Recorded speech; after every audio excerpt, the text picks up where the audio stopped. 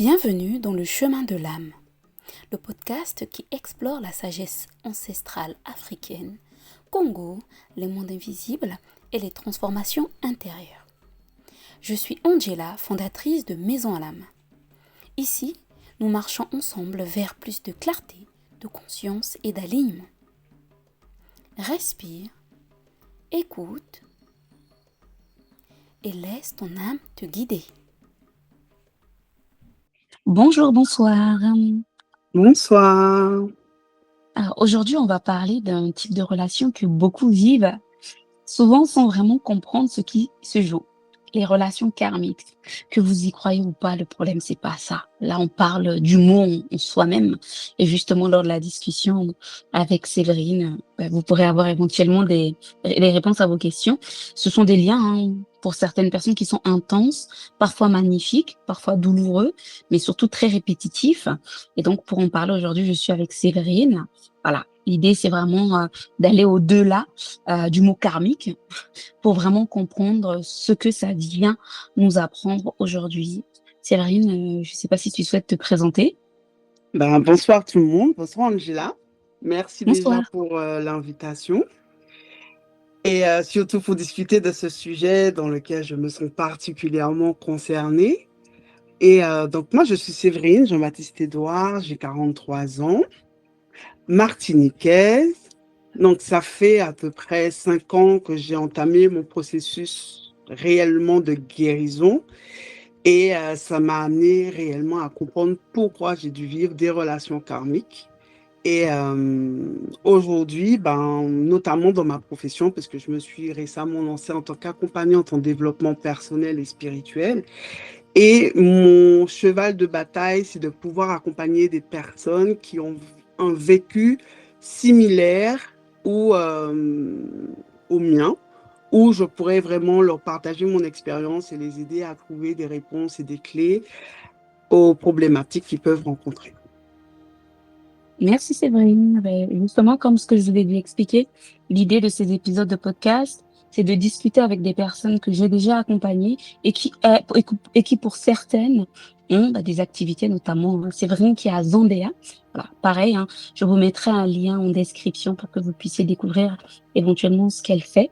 On va rentrer dans le vif du sujet, si ça te va bien, Séverine. Oui, je suis prête, hein. On y va.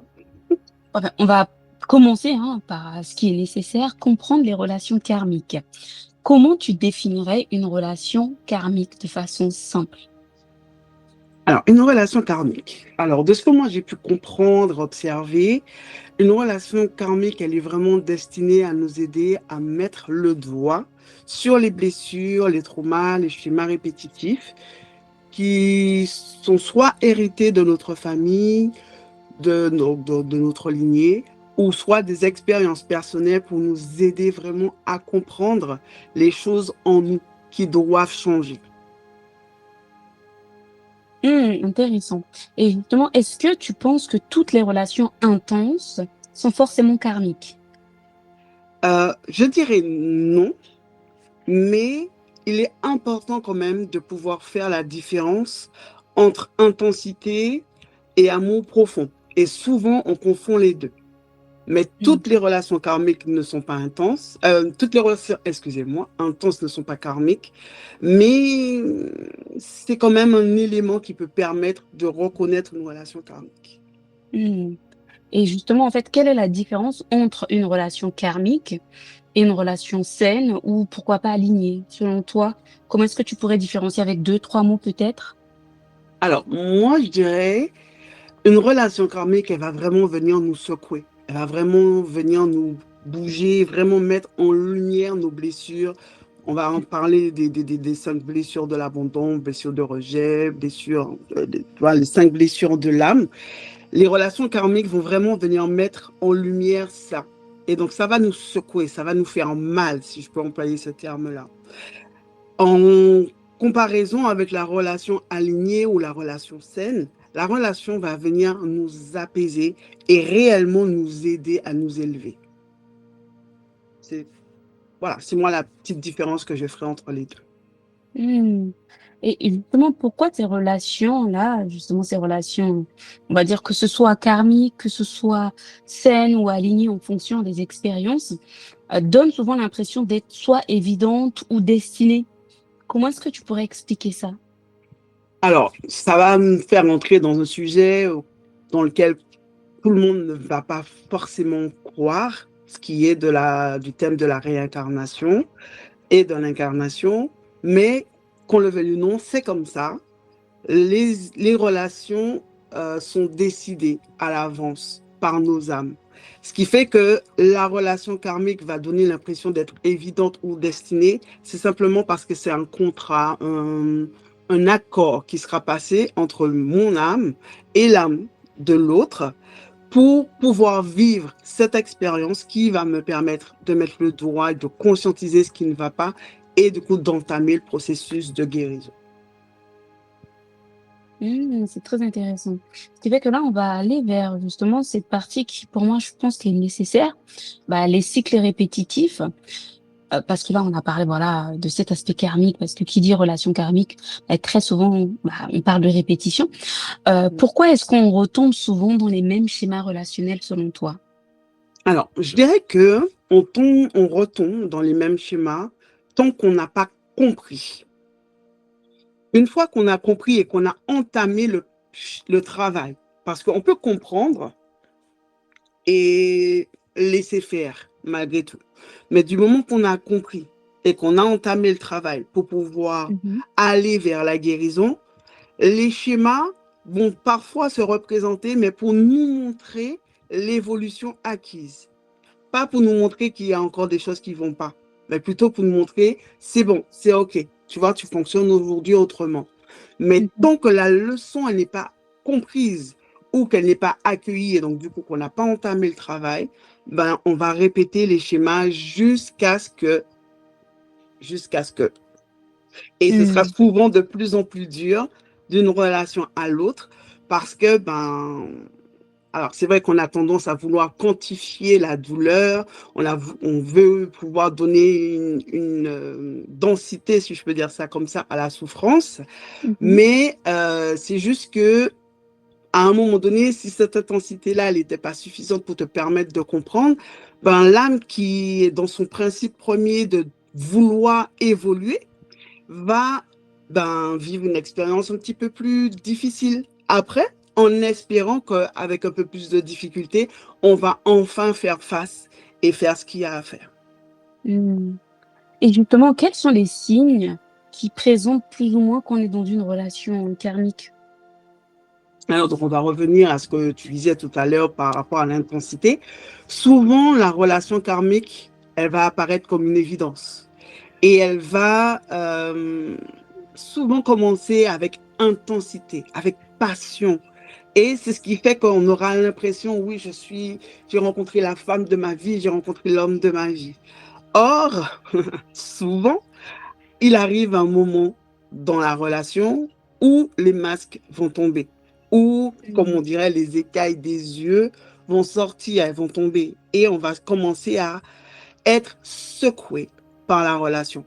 Et c'est ce qui va nous permettre de voir, en fait, de savoir, d'identifier que c'est une relation karmique. C'est quand ça va commencer réellement à nous secouer, quand ça va mettre en lumière nos blessures, quand on va commencer à entrer en conflit avec l'autre, mais parce que l'autre, il fait un effet miroir. Le conflit qu'on aura avec l'autre, Mhm. souvent, c'est pour comprendre en nous ce qui ne va pas. Ouais, je dirais Mhm. que c'est ça. Mhm. Et pourquoi justement ces relations sont souvent si difficiles à quitter? Parce que Ah, ça, j'aime c'est un beaucoup, point important. Pourquoi? j'aime beaucoup, beaucoup, beaucoup cette question. On va dire que c'est un processus euh, alchimique. Je ne sais pas si c'est le terme que je peux employer, mais en fait, dans notre conditionnement, dans notre Mhm. éducation, on a été habitué à la souffrance. Et donc, notre système nerveux est paramétré sur la souffrance. Et donc, Mhm. il est plus facile, en vrai, de rester dans une relation douloureuse, mais dans une douleur familière, que de tendre vers un inconnu, on ne sait pas trop ce qui va se passer. Et donc, on va s'accrocher à la douleur, surtout parce que la douleur, elle a cette faculté à donner l'impression à celui qui la ressent d'être vivant. Mmh. C'est ça. OK.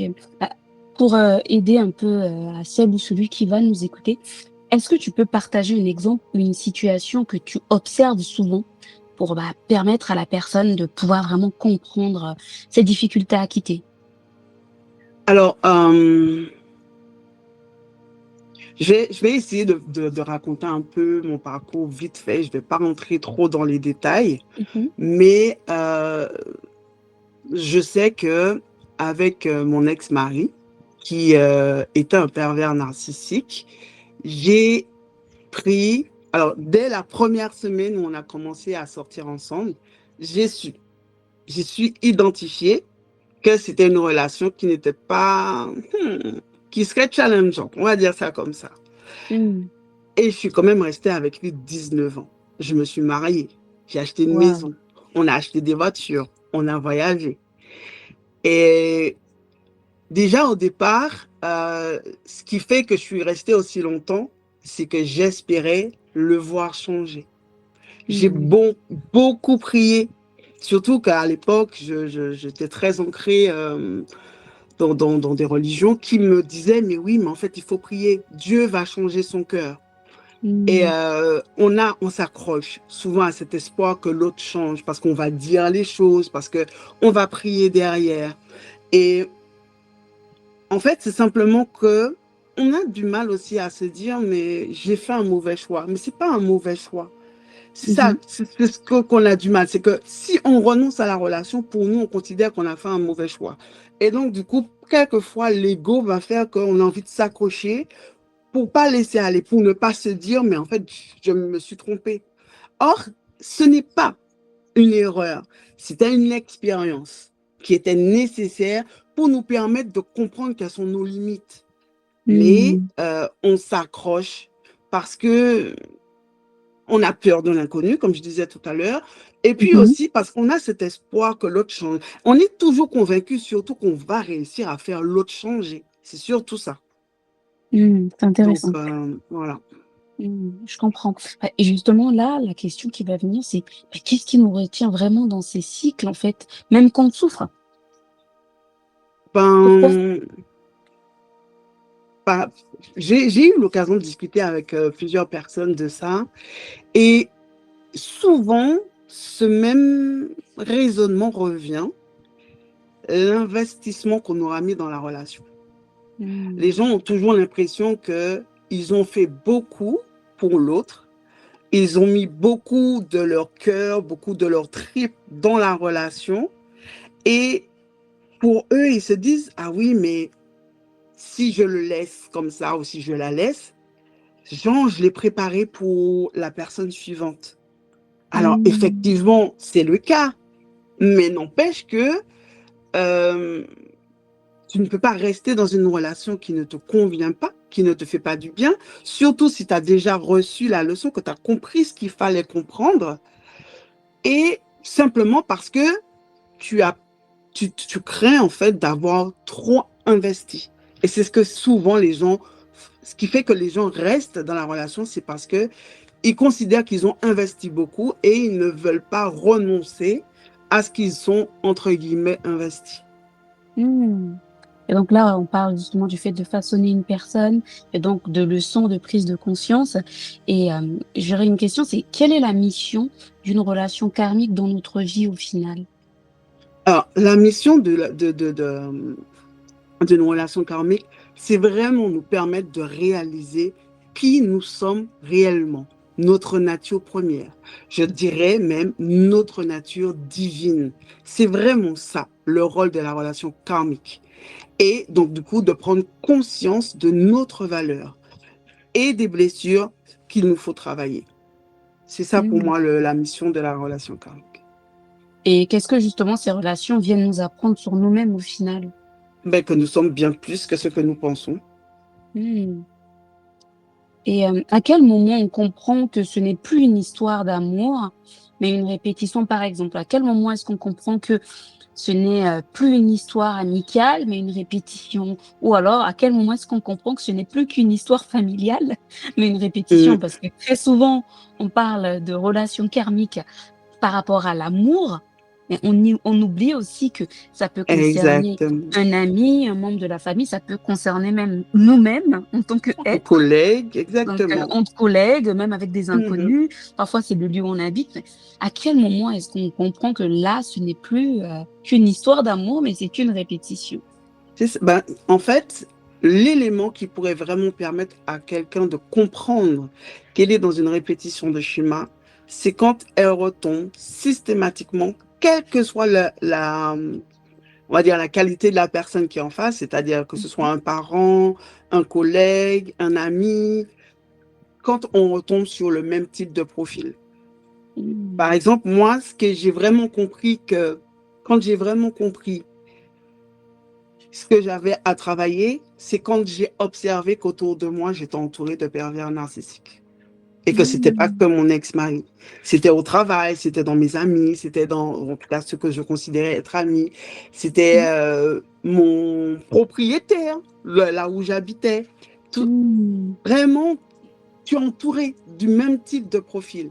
C'est que le profil est là pour pouvoir t'apprendre quelque chose te concernant. Et c'est là où je me suis dit, bon, je me pose, j'observe, j'analyse et j'ai entamé le travail. Mmh.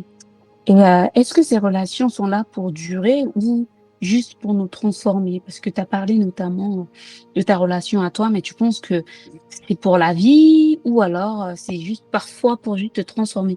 Parce que ça peut peut-être faire peur à des personnes qui nous écoutent, «Mais Hum. attends là, ça se trouve que, là, je suis dans une relation, qui est karmique, est-ce que ça va durer toute la vie?» Je ne sais pas ce que tu en penses?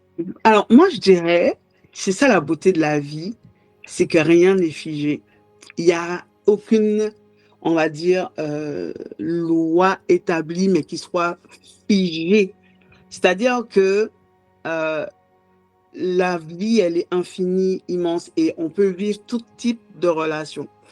Mais je serais tentée, on va dire là, si je dois répondre du tac au tac, de dire, ben non, les relations karmiques, elles sont pour un temps. Mais en vrai, si les deux personnes qui sont dans la relation décident, en fait, voient ce qui va, parce que la relation karmique, elle me concerne moi, mais elle concerne l'autre aussi. Quand Mmh. les deux âmes, elles ont passé le contrat, qu'elles ont passé l'accord, c'était pour se faire travailler toutes les deux. C'est pas moi toute seule ou Mmh. l'autre tout seul. Donc, concrètement, si les deux se disent, OK, qu'est-ce que cette relation-là, elle est venue m'apprendre? Elle est venue mettre le doigt sur quoi? Et que les deux ensemble, alors chacun de leur côté et ensemble, décident de travailler sur eux, ils ont la Mmh. possibilité de faire évoluer la relation et de la faire passer à un autre stade et entrer à ce moment-là dans une relation saine et alignée. Mmh, intéressant. Donc, là, on parle de libération, justement, se libérer des relations karmiques et par où commencer quand on veut sortir d'un schéma karmique, par exemple? Là, la personne qui nous écoute, peut-être qu'elle nous écoute, elle se pose une question. Est-ce que tu as 2-3 conseils à recommander, bah, pour commencer, déjà? Alors, je dirais que la première chose, c'est de se regarder en face. Pourquoi je suis dans ce type de relation? Observer autour de moi, est-ce que, au-delà de cette personne, par exemple, avec qui je suis en couple, j'ai d'autres types de relations, donc soit mes relations amoureuses précédentes, ou Mmh. des personnes autour de moi qui ont à peu près le même type de profil. OK, je vois, j'ai observé telle personne. Moi, là, aujourd'hui, quelle blessure que ça met en lumière? Qu'est-ce que ça secoue en moi? Moi, je me dis que c'est la première chose à faire, se regarder en face. Qu'est-ce que ça secoue en moi? Parce qu'on nous a souvent, on nous a appris en fait à être tourné vers l'extérieur. C'est toujours de la faute de l'autre que je souffre. Alors que la relation karmique, elle est vraiment là pour pouvoir te faire un effet miroir, pour te Mmh. regarder toi en face, pour te faire comprendre que c'est à l'intérieur de toi qu'il y a quelque chose qu'il faut travailler, qu'il faut guérir, qu'il faut transcender. et arrêter de remettre la faute sur l'autre. Du moment qu'on arrête, qu'on commence à faire ce travail-là, ben, on peut entrer dans un processus qui va nous amener à changer de type de relation. Mm. Et toi, tu as parlé là de prise de conscience, mais est-ce que la prise de conscience suffit ou alors il faut aller plus loin que ça? Alors, c'est le premier pas. C'est le premier pas parce que tant qu'on n'a pas pris conscience, ben, on n'entame pas le travail, hein.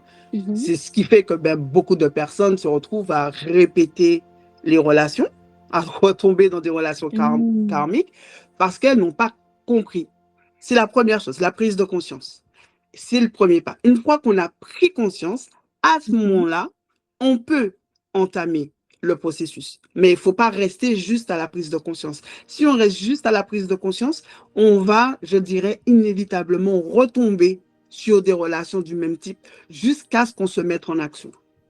Parce que, Mm, en fait, le intéressant. rôle, l'objectif de l'âme, vraiment, c'est que l'être puisse prendre conscience qu'il est précieux, qu'il puisse prendre conscience qu'il est divin et que donc qu'il doit vivre dans sa nature divine. Mm. Et justement, quel rôle joue le détachement dans ce processus? Parce que quand je t'entends parler, tout de suite le mot détachement me vient en tête. Et Mm. quel est le rôle du détachement dans ce processus, dans ce cas? Alors, le détachement, je dirais qu'il est important et il y a beaucoup de choses auxquelles on doit se détacher. Déjà, son ego. Je dirais que c'est la première chose à laquelle on doit se détacher. Pas en mode il faut faire taire Mhm. l'ego, mais accepter que j'ai ma part de responsabilité dans la relation. J'ai ma part de responsabilité dans le fait que j'ai accepté de suivre, de vivre du moins ces relations karmiques. C'est parce que Mm. moi, à un moment donné, je me suis entêtée dans un chemin qui fait que j'ai répété tout cela. Mais il faut d'abord du coup se détacher de l'ego. Ensuite, il faut se détacher du fait que c'est l'autre, c'est de la faute de l'autre.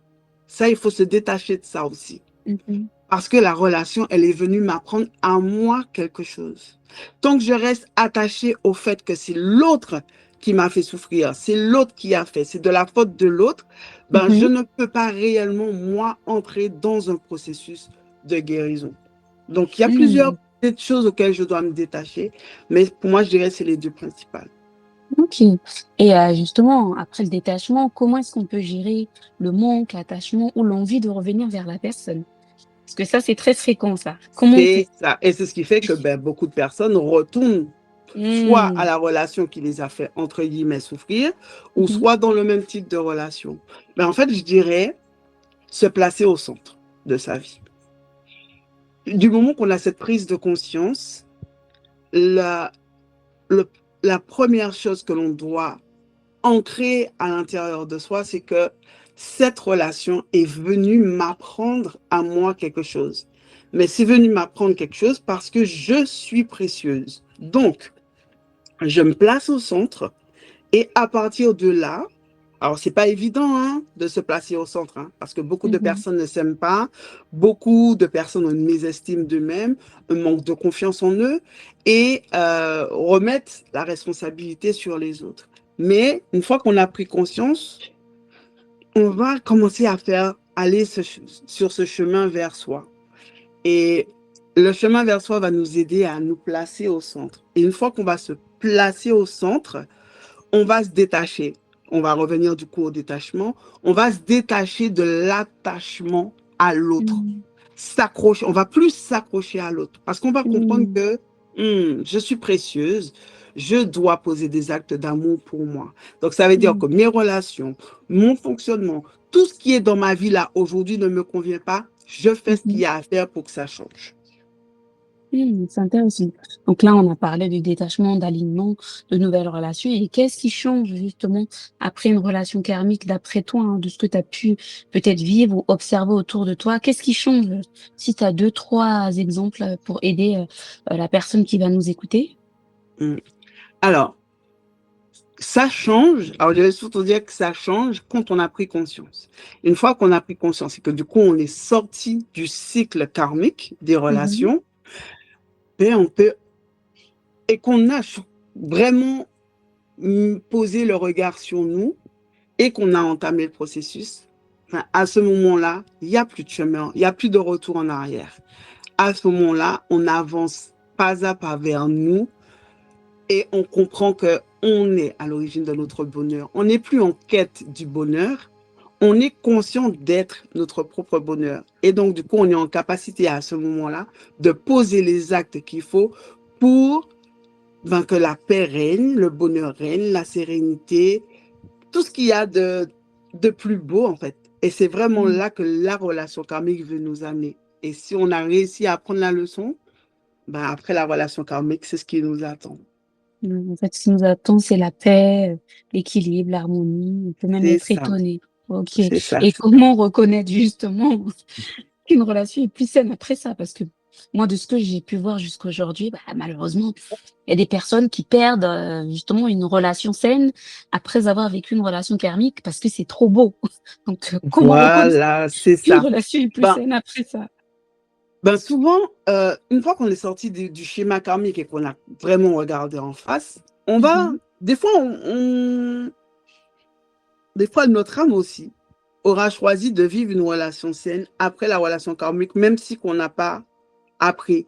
Mais simplement parce que la relation saine après va nous permettre de comprendre que, tu vois, en vrai, Mm. c'est toi qui n'es pas OK avec tes blessures. C'est toi qui n'as pas fait le travail. Donc, fais le travail. Mais si tu as fait le travail, la relation saine, elle va venir, elle va t'apaiser. Elle va te permettre de sentir que, ouais, c'est bon. Aujourd'hui, je suis dans cette relation d'amour avec moi avant toute chose. Mm. Et du coup, je peux expérimenter l'amour avec les autres dans sa nature la plus pure et la plus belle qui existe. Mais parfois, D'accord. la relation saine, elle vient aussi après la relation karmique pour nous montrer que le travail, il y a du boulot à faire. Et ce qui Mm. fait que, du coup, certaines personnes qui vont vivre une relation saine après une relation karmique vont renoncer parce que, en fait, j'entends souvent sur les réseaux des femmes dire: ah oui, mais je m'ennuie, ça manque d'intensité, il est trop calme. C'est parce qu'en fait, comme je disais un peu plus en avant, c'est que le système nerveux, il est habitué à la douleur et à la souffrance. Et tant qu'on Mm. n'a pas reparamétré son système nerveux, qu'on n'a pas changé nos codes, comme j'aime dire, Mhm. en fait, on aura du mal à ce moment-là à entrer dans une relation saine, une relation entre guillemets où on s'ennuie parce que ça bouge pas, ça s'entrechoque pas, ça se coupe pas à l'intérieur de nous. C'est parce qu'on est tellement Mm. habitué à ça. Or, on est censé tendre vers ça. Mm. C'est très intéressant. Et justement, là, on est pratiquement sur la fin de nos discussions. Si quelqu'un se reconnaît dans une relation karmique aujourd'hui, quel premier pas tu lui conseillerais? Se regarder en face. J'aime trop répéter ça. Waouh, ok, En très fait, beau ça. vraiment se poser la question, d'accord, ok, je pense que je suis dans une relation karmique, mais qu'est-ce que cette relation? Parce que chaque relation karmique vient apprendre quelque chose de différent, parce qu'on est des êtres différents, on est des êtres uniques. Et donc, ce que la relation karmique de mon voisin va lui permettre d'apprendre, ça va pas forcément être la même chose que moi. Dans la finalité, je vais dire dans le global, c'est de me permettre de prendre conscience de qui je suis réellement. Donc ça, on va dire que c'est les grandes lignes. Mhm. Mais quelle blessure que moi, j'ai, que cette relation karmique est venue mettre en évidence. Donc le premier pas, c'est OK, qu'est-ce que je dois apprendre de cette relation? Et du coup, Mm. quels sont les actes aujourd'hui que je dois poser par amour pour moi? Mm. Et une dernière question. Tu as répondu tout à l'heure à ça, mais j'aimerais avoir un peu plus, en fait, un peu plus de développement, si on peut dire ça comme ça.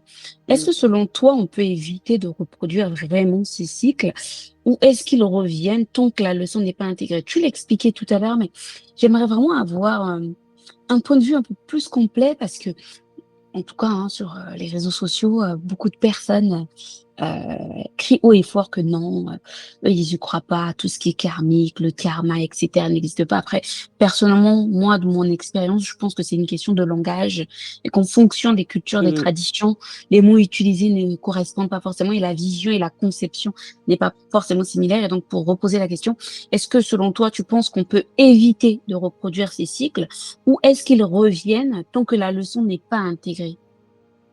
Alors, je dirais qu'on ne peut pas vraiment les éviter. Parce que qui dirait les éviter, dirait, pour moi, nous empêcher nous-mêmes d'évoluer.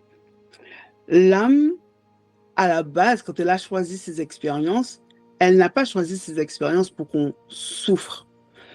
La souffrance n'est qu'une perception des choses. L'âme, elle est vraiment là pour expérimenter différents défis, différents challenges, comme moi j'aime les appeler, Mhm, euh, pour qu'elle puisse évoluer. C'est la nature de l'âme d'évoluer. Si on évite les cycles, entre guillemets, on s'empêche d'évoluer. Pareil, si on s'attache du coup à des relations, on s'empêche d'évoluer.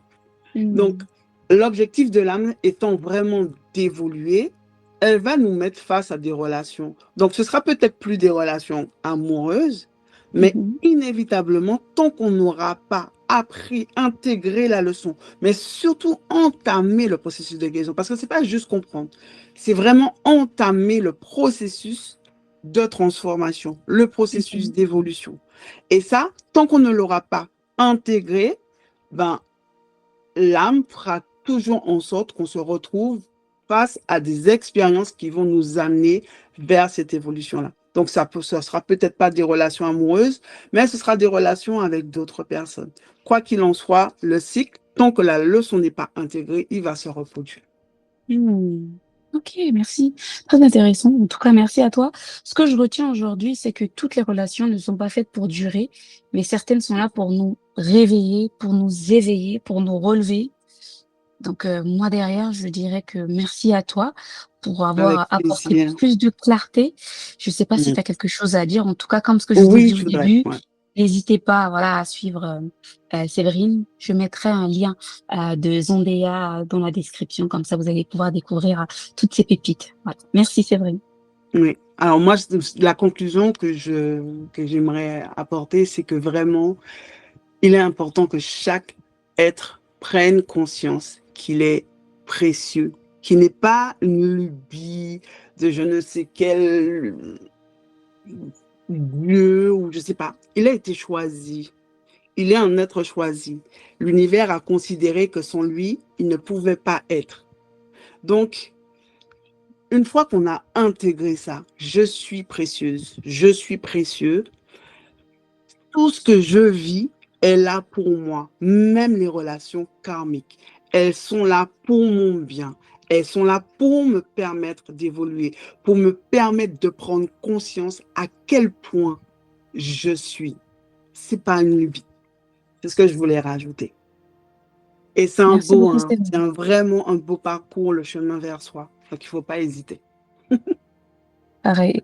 Je suis d'accord avec elle. N'hésitez pas. C'est vrai que c'est pas toujours simple, mais Mm, la destination est toujours merveilleuse.